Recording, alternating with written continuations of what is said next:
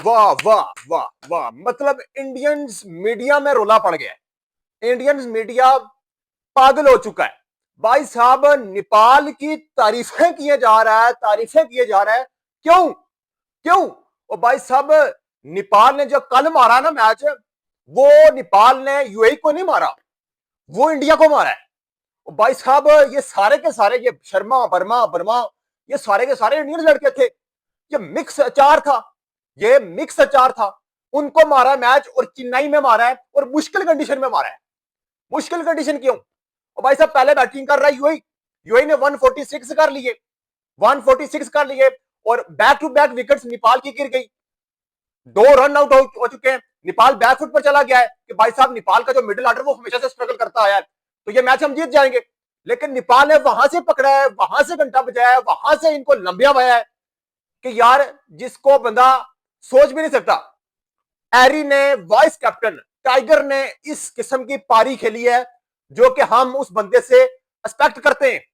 Fans की बड़ी demand है कि यार, टाइगर इस तरह की पारियां खेले, इस तरह तरह के कैमियो खेले। तो कल कल भाई साहब उसने दिखाया है। और उसके साथ आरिफ शेख ने भी बोला है कि भाई साहब, जिस दिन मेरा दिन होगा तो मैं नहीं छोड़ूंगा।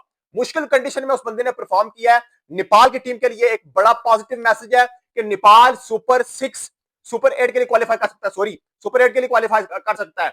ये इंडियन मीडिया बोल रहा है।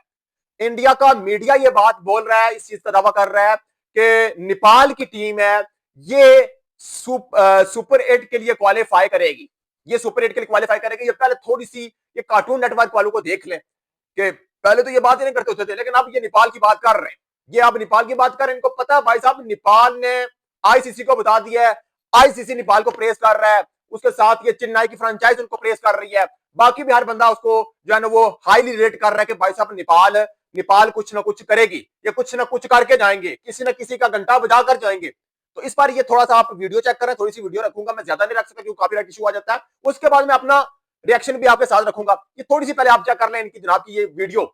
आज नेपाल ने यूएई को कुचल दिया है और यहां देखेंगे यूएई ने बनाए थे 140 और उसके बाद आप देखिए कि जब नेपाल की बैटिंग आई भाई साहब 148 फॉर 3 और खात्मा करके रख दिया दीपेंद्र सिंह एरी को। देखिए 50 not out of 31 and Arif Sheikh यहां 61 नॉट आउट ऑफ 37 मतलब इजी पिकिंग्स फॉर नेपाल। और निशान शायद हो सकता है इस बार Nepal can give somebody a surprise. England West Indies है, इंग्लैंड क्वालीफाई करेगा, इनका भी चांस हरा चुके हैं। वही तो मैं कह रहा हूं, साउथ अफ्रीका जैसी टीम को टक्कर दिया है इन्होंने। कुछ मैच श्रीलंका में है इंग्लैंड के, तो इंग्लैंड में श्रीलंका भी चल रहा है और इंग्लैंड 109 पे 8 है। ओ तेरी हालत उनकी बहुत खराब है। और नेपाल सीरीज जीत चुके हैं, ठीक है, बट वो जैसे वो कोलैप्स करके मैं आपको ये बता रहा हूं कि नेपाल का सुपर 8 का चांस इसलिए है क्योंकि उनके ग्रुप में कंपटीशन इतना ज्यादा नहीं है। अगर इन्होंने वेस्ट इंडीज को हरा दिया, दे विल बी थ्रू इन नेपाल को। आपको पता है कि इंडिया के मैचेस के बाद सबसे ज्यादा किसी के टिकट्स की डिमांड है, दैट इज नेपाल। बहुत फैंस है नेपाल को एशिया कप में रेगुलर खेलना चाहिए। भाई 148 का चेज चुटकी में करके साइड में देखो कि 3 विकेट गिर गए थे यार। जो टीम साउथ अफ्रीका जैसी टीम को ऑलमोस्ट टक्कर दे दे तो अपने दिन पे भाई ये किसी बड़ी टीम को भी पेल पाल सकते हैं। देखिए ना इनकी बॉलिंग, सबकी इकोनॉमी हाई, मोहम्मद अफरान उनकी 14 रही।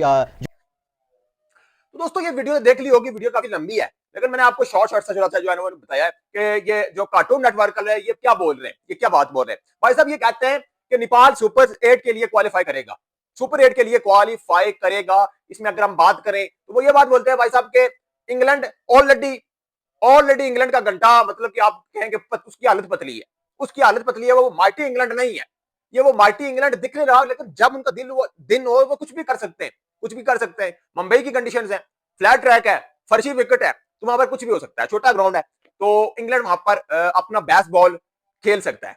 लेकिन इंग्लैंड की इस वक्त जो रिसेंटली जो उनकी परफॉर्मेंस है श्रीलंका में, भाई साहब वो मर के जीते हैं, वो मर के जीते हैं, और ये वो माइटी इंग्लैंड नहीं दिख रहा। अब बात आती है नेपाल की। अगर नेपाल का मैच चेन्नई में इंग्लैंड के साथ होता तो भाई साहब हर बंदा कहता कि यार इंग्लैंड का घंटा बजा देंगे, घंटा बजा देंगे। लेकिन हम ये भी कह सकते हैं कि भाई साहब ऑन अ गिवन डे, जिस दिन नेपाल का दिन हुआ, भाई जब इंग्लैंड आता है, वेस्ट इंडीज आता है, स्कॉटलैंड आता है, इटली आता है, जो मर्जी आता है, उस दिन ये पेलते हुए नहीं छोड़ेंगे, ये पेल देंगे, ये पेल देंगे, ये मैं आपको बता दूं। लेकिन यहां पर बात उन्होंने ये बात बोली है कि भाई साहब नेपाल के ग्रुप में इटली है, स्कॉटलैंड है, स्कॉटलैंड का घंटा बजाएगा, इटली का बजाएगा। उसके बाद इंग्लैंड या वेस्ट इंडीज, काली आंधी में से किसी एक का बजाना है, किसी एक को बजाना है। उनमें वेस्ट इंडीज को नेपाल ऑलरेडी पेल चुका है, मतलब उसमें जॉनसन 4 नहीं था, होप नहीं था, बाकी नहीं थे, कुछ खटमाए वगैरह नहीं थे। शिमरन हेटमायर वगैरह नहीं थे कुछ प्लेयर, लेकिन भाई साहब वो भी उसमें होल्डर भी था, वो दूसरे भी थे। तो मतलब आप वेस्ट इंडीज की टीम कह सकते हैं कि उसको वो यूएई में पेल चुका है, 2-1 से मार चुका है। उनके माइंडसेट में ये चीज है, तो कुछ भी हो सकता है। काली आंधी का घंटा बजा सकते हैं, ये काली आंधी का घंटा ये बजा सकते हैं। नेपाल को 3 मैचेस जीतने, 3 मैच जीत कर नेपाल सुपर 8 के लिए क्वालिफाई दोस्तों कर सकता है। और ये नेपाल के पास बड़ा मौका है, बड़ा मौका है दोस्तों। चाहे कुछ भी हुआ है, ग्राउंड जो भी मिला है, कंडीशन आपको फेवर नहीं भी करती, लेकिन नेपालियों गुरखालियों, आपने 2 मैच पहले इटली स्कॉटलैंड, ये इसमें कोई ब्लंडर नहीं करना, इसमें कोई ब्लंडर नहीं करना। मुझे पता है कि नेपाल छोटी टीमों के अगेंस्ट कोई ना कोई ब्लंडर कभी कभी कर देता है, कभी कभी कर देता है, लेकिन ये नहीं करना। आपने सोच समझकर इनको पेलना है। उसके बाद इंग्लैंडियों को या किसी जो है ना वेस्ट इंडीजियों को, काली आंधी को, इन दोनों में से किसी एक को पेल देना, बस दैट्स इट, काम हो गया, काम हो गया। तो भाई साहब ये कार्टून नेटवर्क वाले भी बोल रहे हैं, बाकी इंडियंस मीडिया भी बोल रहा है, बड़ी तारीफें कर रहा है, आईसीसी प्रेस कर रहा है कि भाई साहब नेपाल कुछ भी कर सकता है। नेपाल को वो अंडर एस्टिमेट कोई भी नहीं कर रहा, नेपाल को हाईली रेट सब कर रहे हैं, इस वक्त हाईली रेट सब कर रहे हैं। भाई साहब नेपाल ने क्वालिफाई राउंड खेला, उसमें नेपाल ने टॉप पर फिनिश किया। उसके साथ आप देखें 2024 का वर्ल्ड कप नेपाल ने खेला, अब बैक टू बैक 2026 का वर्ल्ड कप भी नेपाल खेल रहा है। तो नेपाल अब नेपाल को उस तरह से ट्रीट नहीं किया जा रहा। अब बोला जा रहा है कि यार जब जिस दिन इन लोगों का दिन हुआ, गुड़खालियों का दिन हुआ तो ये नहीं छोड़ेंगे, ये नहीं छोड़ेंगे। ये किसी को भी मार सकते हैं, किसी को भी पेल सकते हैं। आपको पता है पीछे बांग्लादेशी को भी 12 मैच जो है ना वो इनसे फिर गया था। उसके साथ साउथ अफ्रीका वाले को भी इन्होंने मैच मार दिया था, 1-2 रन से हारे, वो हार इनकी जीत थी। तो अब ये कुछ कर सकते हैं भाई साहब, ये कुछ कर गुजरेंगे। और इस वक्त फेवरेट टीम माना जा रहा है सुपर 8 के लिए। अगर ग्रुप की बात की जाए तो जो नेपाल का ग्रुप है उसमें नेपाल को सेकंड फेवरेट टीम माना जा रहा है। पहले इंग्लैंड एंड दूसरे नंबर पर नेपाल को बोला जा रहा है। नेपाल को बोला जा रहा है गो के 2-3 बार जो है वो चैंपियन रह चुका है वेस्ट इंडीज, लेकिन फिर भी उससे ज्यादा नेपाल को इस वक्त जो है ना वो सब इसको हाईली रेट कर रहे हैं।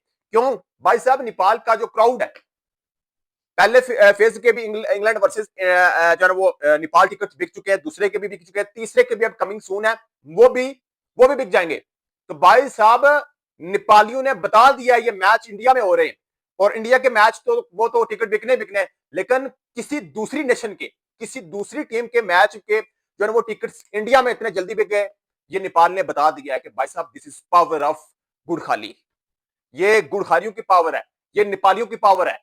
तो भाई साहब नेपाल इस वर्ल्ड कप में कुछ भी कर सकता है, कुछ भी कर सकता है। जिस तरह के साथ रात को उन्होंने मारा है यूएई वालों को, तो यूएई की मैं देखिए मिक्स अचार है, यूएई वाले कुछ भी कर लें, कुछ भी कर लें। इंडिया के लड़के हैं, पाकिस्तान के लड़के हैं, जिस कंट्री के भी रख लें, अगर वो जीत भी जाते हैं ना तो वैल्यू कुछ भी नहीं, छनकला वैल्यू नहीं है, छनकला वैल्यू नहीं है उस मैच की। लेकिन नेपाल जब जीता है तो भाई साहब नेपाल के पीछे पूरी कौम की दुआएं कि यार हमारे अपने बोए, हमारे अपने लड़के हैं। जब अपने लड़के इतना किसी का घंटा बजाएंगे तो भाई साहब उसका लेवल ही कुछ अलग होता है, उसका लेवल ही कुछ अलग होता है। और नेपाली भाई साहब ये भेड़िए, मैं आपको बता दूं, ये गैरत पर मिटते हैं, मार मिटते हैं, ये नहीं छोड़ते। तो भाई साहब मैं यही रिक्वेस्ट करूंगा रोहित पौडेल कप्तान को कि भाई साहब अब अपनी सोच को बदल लें। आपकी पूरी टीम में मुझे आपकी जो इंटेंट है वो मुझे उस तरह से नहीं दिखती।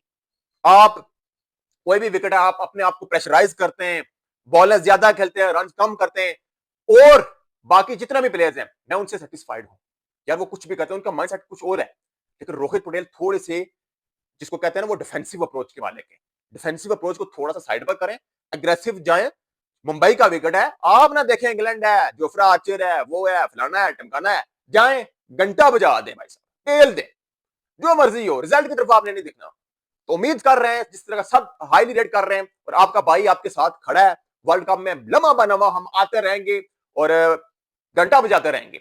उम्मीदें हैं नेपाल के साथ, उम्मीदें बड़ी नेक ख्वाहिशात हैं कि भाई साहब नेपाल इस वर्ल्ड कप में कुछ करेगा। बाकी जितने भी मेरे प्यारे प्यारे नेपालियंस देख रहे हैं, आपने भाई के चैनल को सपोर्ट करना है। आपने मुझे देखें, सपोर्ट तब होगी जब आप मुझे देखेंगे, मेरे में आप मेरी फैमिली के साथ, आप मेरी फैमिली हैं, अटैच होंगे, मेरी वीडियो को ज्यादा से ज्यादा वॉच करेंगे।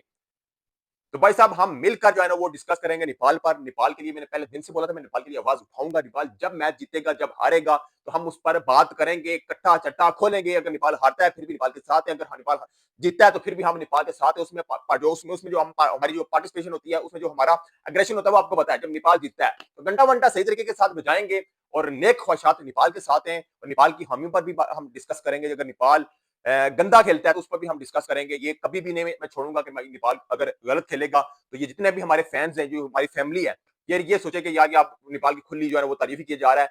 नहीं, आपको तनकीद बराए सलाह होगी, तनकीद बराए नाम नहीं होगी। मैंने तनकीद करनी है और सलाह करनी है भाई साहब कि आपने अगर गंदा खेला है तो क्यों खेला है, क्यों खेला, इसकी रीजन क्या है। पूरा नेपाल भाई साहब आपके पीछे खड़ा है, पूरी कौम आपके पीछे खड़ी है, आपको इतना बैक करती है, किस लिए कि आप जाएं और अच्छा करें, लड़े ग्राउंड में। लड़कर हारते हैं नेवर माइंड, कुछ भी नहीं होता, लेकिन लड़े। तो भाई साहब नेपाली लड़ना, नेपालियों से कोई जाने। तो बाकी दोस्तों आप इस पर क्या रहा, वर्ल्ड कप में अभी 4 से 5 दिन बाकी है। नेपाल वर्सेस इंग्लैंड मैच बहुत ही तबाही वाला मैच होने जा रहा है। और दोस्तों इस पर हम लम्हा बलम्हा जुड़ते रहेंगे, बातें करते रहेंगे, घंटा बजाते रहेंगे और नेपाल को हम बैक करते रहेंगे। बाकी इस पर आपकी क्या राय है, कमेंट में जरूर बताइएगा। वीडियो अच्छी लगी तो चैनल को सब्सक्राइब कीजिएगा, वीडियो को लाइक कीजिएगा, अपना बहुत ज्यादा ख्याल रखिएगा। मिलते हैं नेक्स्ट वीडियो में, तब तक के लिए अल्लाह हाफिज।